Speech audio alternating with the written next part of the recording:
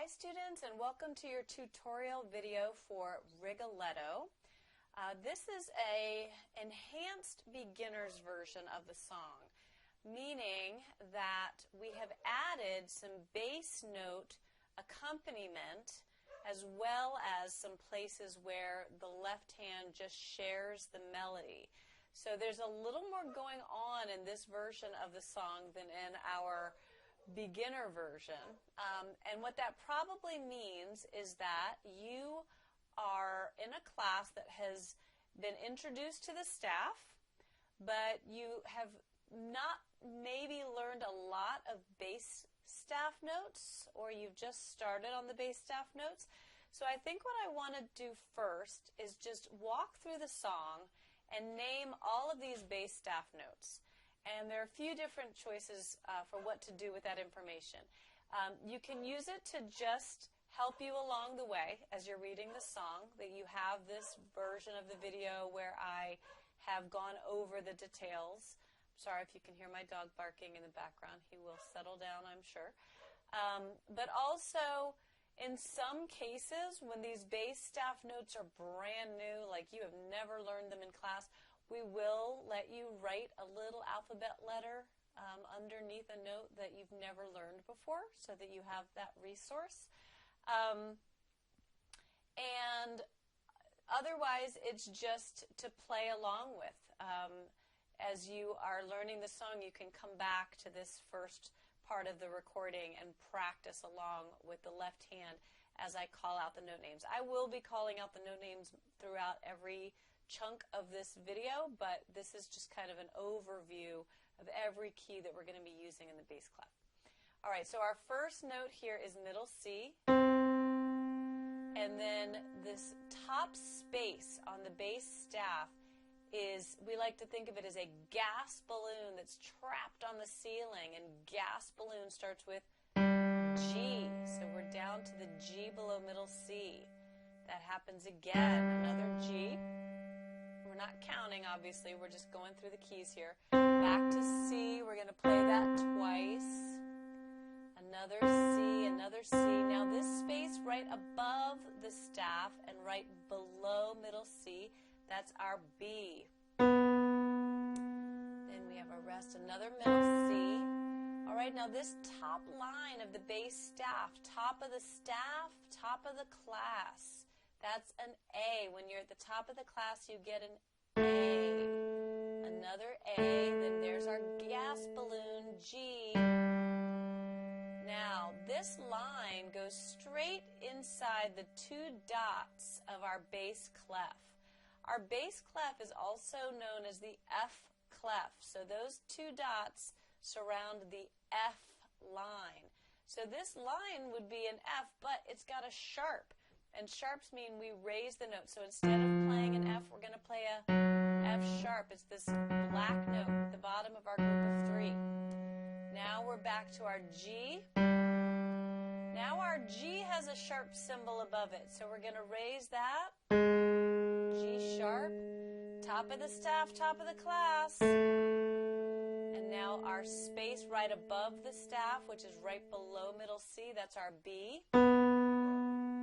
Then our middle C. Now this one's interesting. We have the line for middle C, but this note is above it. It's plopped right on top of it. That is a D. So that is the D right above middle C. And just kind of a fun fact, it's the same note that's represented right here. Here is represented as just below the treble staff. Here it's represented as just above middle C. You've probably learned that this space in between the treble and bass staff is kind of a magic space where you can have one or two notes, or you can have lots and lots of ledger line notes. But that's probably really new for you at this stage of your music education. So don't worry if that's a little bit confusing. We'll talk more about it. But this is a D. Then back down to middle C. This one's the space above the staff, which is B, and now we have that gas balloon and middle C playing at the same time. All right, so that's just a walkthrough of the left hand. Feel free to refer back to that. Now, let's talk about hand position for this song. Your right hand, third finger, is starting on an E. And we don't just put one finger on the keyboard, right? That means that our fourth finger is on F, our fifth finger is on G, our second finger is on D, and our thumb is on C. That third finger marking tells us all of that. Now, our left hand says first finger on C, which means that we're in middle C position, or both thumbs share C. So what I recommend, I'm going to go to my big piano for a sec. What I recommend is a really good posture where your elbows are out in front of your body and you're nice and far from the piano so that you have some room to lift your wrists up so that these thumbs can get out of each other's way. If you're flat like this and you're trying to get out of each other's way, it's just going to turn into a thumb war, okay? So we really need to have our wrists up, playing on our fingertips. Okay, so this is the hand position. Third finger of the right hand is set on E. Left hand thumb is set on C. So I think I want to go through, now we don't stay here the entire song. There is a little bit of movement, but we do spend a lot of the song here. So I want to take a minute and just get oriented which finger is in charge of which key. So we've learned that our left hand is going to play all the way down to F sharp. It's going to play G. It's going to play G sharp. It's going to play A. It's going to play B and C. Your right hand is going to play C, D, E, F, and G, and all the way up to A. So look at this. This is the span of our song. So what I want to do first is just name some keys and see if you can find them. I don't mind what finger you use, okay, especially because we do play some of these notes with different fingers throughout the song. So can you just find a middle C for me? Now find the F above middle C. How about the D? Now if a note only occurs in one position in this song, I'm not going to tell you whether it's above or below, but if it occurs in two different positions, I'll mention it. Okay, E. High A. High F, low F sharp, B, A, low A, E, low G sharp, low A, high F, high G. All right, now let's put our hands back in that starting position and call out some of the letters and just identify which finger had to go down to press that note. Now, if you need to, actually I do this with a lot of my classes, so I'm going to go ahead and do it here. Let's just identify finger numbers for a minute, okay? Thumbs are 1, then pointer fingers are 2, 3, 4, 5. So wiggle your right hand 3, left hand 2, right hand 1, left hand 4, right hand 5, left hand 5, left hand 1, right hand 2, right hand 4, left hand 3. Okay, if you have trouble with that, that's okay. Just spend time with it. Each of these layers are important. Knowing which key is which, knowing which finger is which, counting the rhythms, knowing the symbols that we talked about on the staff, being able to just get your fingers to do what you tell them to do. Each one of these layers can have special difficulties for different students. You might look around you and think, wait, no one else is struggling with which hand is their right hand except for me. You're not the only one. I guarantee you, I have adult classes who have to go, wait, right, oh, this one. Okay, so every layer, your job is to make sure you have full confidence with it, and that means using the resources like these exercises in the video and using your teacher for help, okay? Asking your teacher for special assignments when you realize where it is that you start to get things a little bit confused or things start to layer too quickly and you're overwhelmed, and they can help you decide where you need to break it down, okay? All right, so back to our hand position. Now I want you to play the high, ooh, I'm in the wrong, place, middle C position. Play the high A. Ooh, we already had to stretch to get to that A. I didn't have a finger on that A, so stretch your pinky up to that A. Excuse me. Play E. Right hand third finger. Play high F. Right hand fourth finger. Play D. Right hand second finger. Play low F sharp. That's your left hand pinky. Play low G. Left hand fourth finger. Play low G sharp. Oh, you don't know which one to use. Okay, well, sometimes I would say use the fourth finger. Sometimes I would say use the third. In this case, we're going to use our third. Third finger is going to scooch off of A for a minute to grab that note. All right, let's play A. For the majority of this song, you're going to use your left hand third finger to play that A. There are a couple of places where we're going to do it differently. Play D, right hand second finger. High G, right hand pinky. High F, right hand fourth finger. E, right hand third finger. Middle C, left hand thumb. B, left hand second finger. Okay, all right, so get oriented, and you should do that with your eyes glancing down at your hands first, and then you should do it again with your eyes up, because where do your eyes need to be? They need to be on the music, okay? So we need to be able to find E with our eyes on the page, because the first note of the song is E, and if we have to stare down at our hands to find, oh, wait, who's in charge of E? Where is E? Then you're going to lose your place in the song. All right, so what we're going to do now is we're going to do a little bit of counting. I want to count the song just for the first 6 measures and tap the melody with our right hand. All right, so we're just tapping the rhythm of the right hand. Now this song is in 3/4, but we have 8th notes. So we need to count 1 and 2 and 3 and. All right, so let's try that. 1 and 2 and 3 and. 1 and 2 and 3 and. 1 and 2 and 3 and. 1 and 2 and 3 and. 1 and rest and rest and. 1 and 2 and rest and rest and rest and. Okay? I think I might have left off a rest there.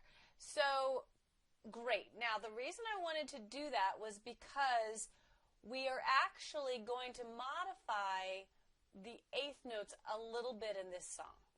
So, if you listen to the melody,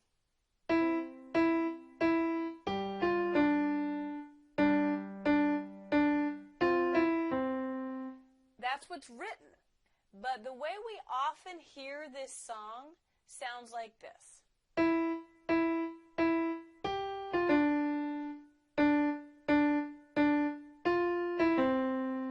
But writing that rhythm is a little bit advanced. So we're just going to hear it with our ears and play it a little bit differently than it's written. And the way we're going to count to make that clear is instead of 1 and 2 and 3 and, we're going to count long, short, long, short, long, short, like this. 1 and 2 and 3 and 1 and 2 and 3 and. And if we do that, then our 8th notes are going to fall perfectly for this song. 1 and 2 and 3 and 1 and 2 and 3 and 1 and 2 and 3 and 1 and 2, long, short, long. So that's what you're going to hear me doing throughout this song, okay? All right. So let's tap the left hand for these first few measures, okay? Let me actually decide exactly how far I want to.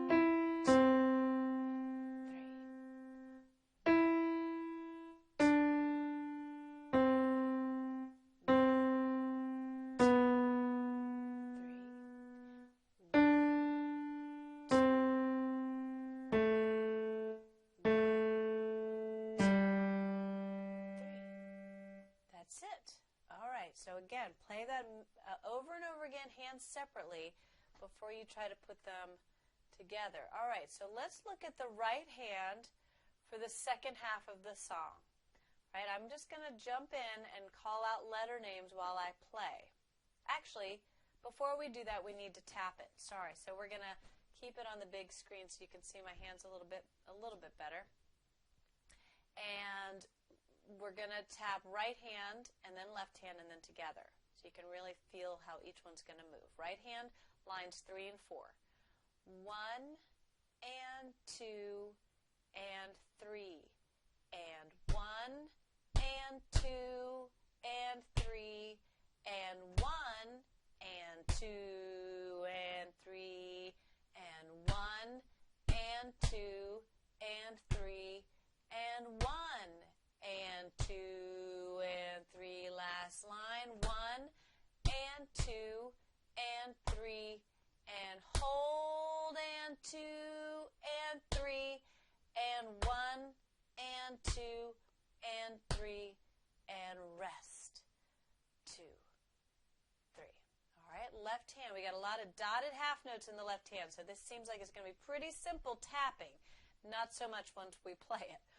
1 and 2 and 3 and 1 and 2 and 3 and 1 and 2 and 3 and 1 and 2 and 3 and 1 and 2 and 3. Last line. 1 and 2 and 3 and 1 and 2 and 3 and 1 and 2 and 3 and 1 and 2 and 3 and. Great. So let's tap them together.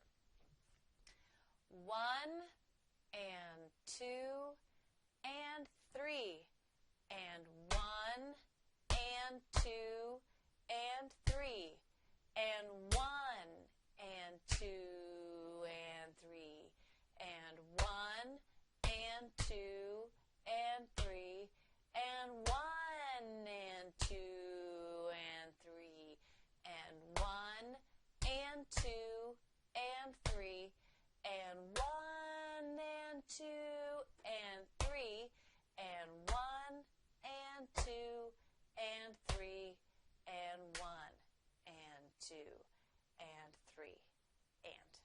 Okay? Great. Now let's play the right hand. Now remember, we start in our good old hand position. The only thing that's going to go funny in this part of the song is on the second half of the third line. That's where that pinky is going to need to jump up to play an A. And when that happens, your whole hand is going to move with it. Okay? And then the second line, the second line is going to be played from this new position. So let me show you that. That should be written in as soon as you understand what I'm saying. We're going to start with our hand, with our third finger on E, just like we've been playing the beginning 2 lines of the song. But when we get to that A, our pinky's going to move up and every finger's going to move with it. So now your third finger's in charge of F. Your fourth finger's in charge of G. Okay? And don't be confused because there are some numbers here, 5, 4, 3, 2, that look like they might have something to do with this right hand, but those are for your left hand for the third line. So don't get confused by that. All right, so let's do the last 2 lines right hand only. 1 and 2 and 3 and D, E, D, D, G, D for 2, E, F, E, E, move A, 2 on E,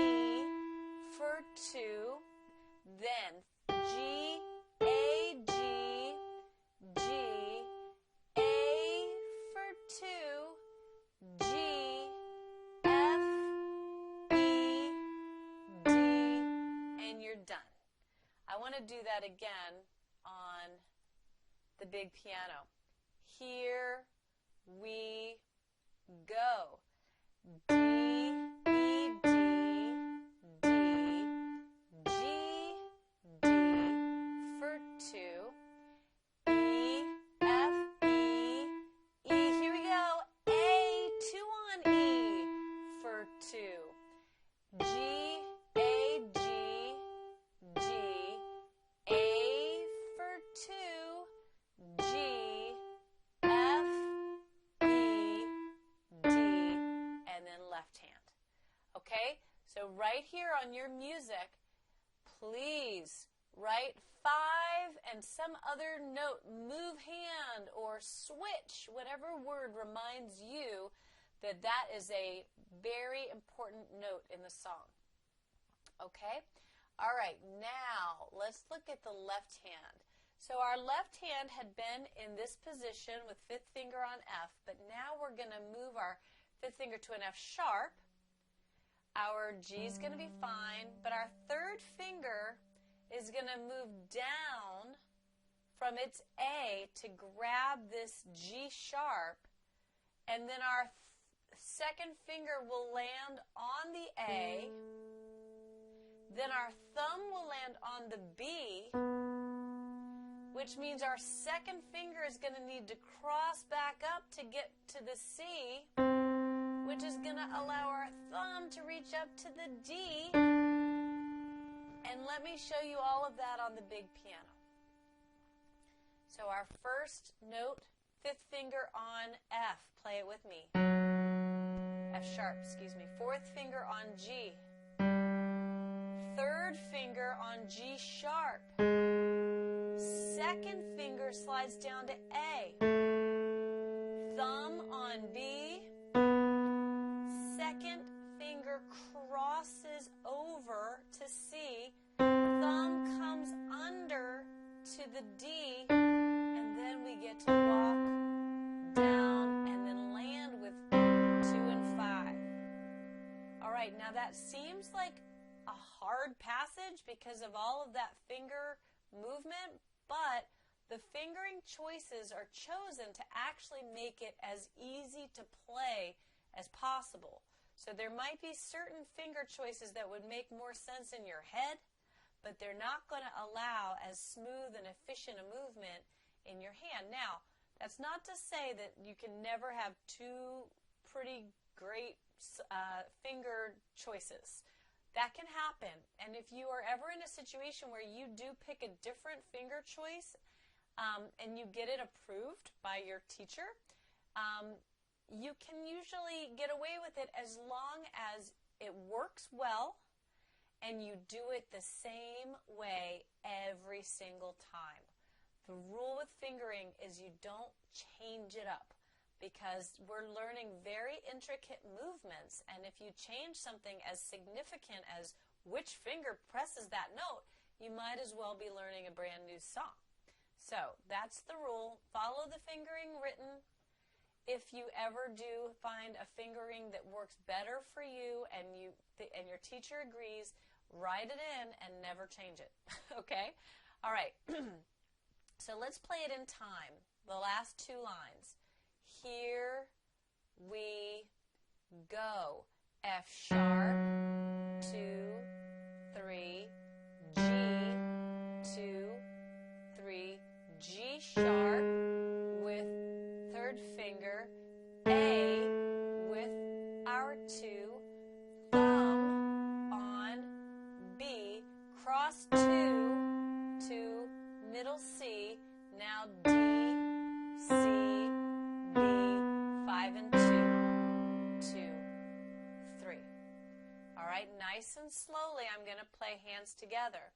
I have to remember all those movements in my left hand and that movement up to the A and the whole hand shift in the right hand. So I'm going to go really slowly. 1 and 2 and 3 and 1 and 2 and 3 and 1 and 2 and 3 and 1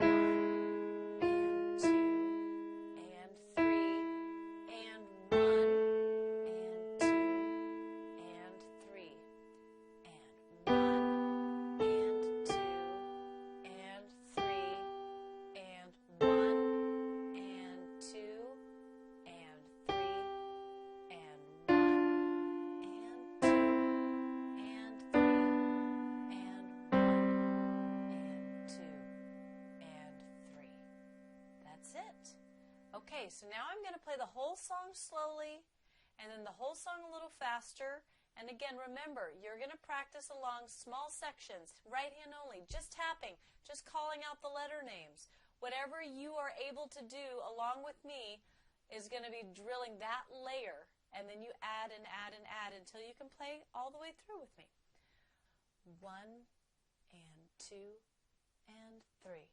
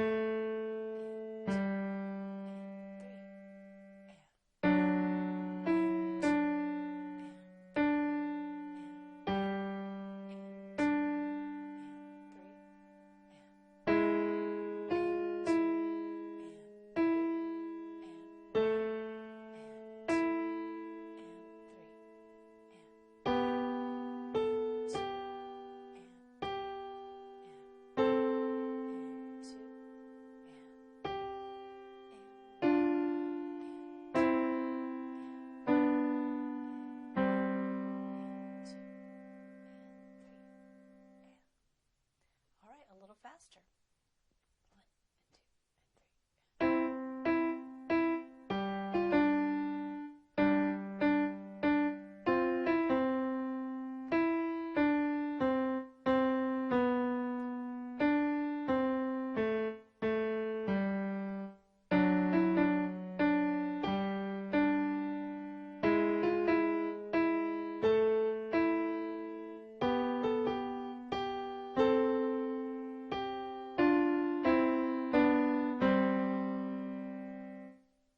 That's it. All right, great work. Have fun.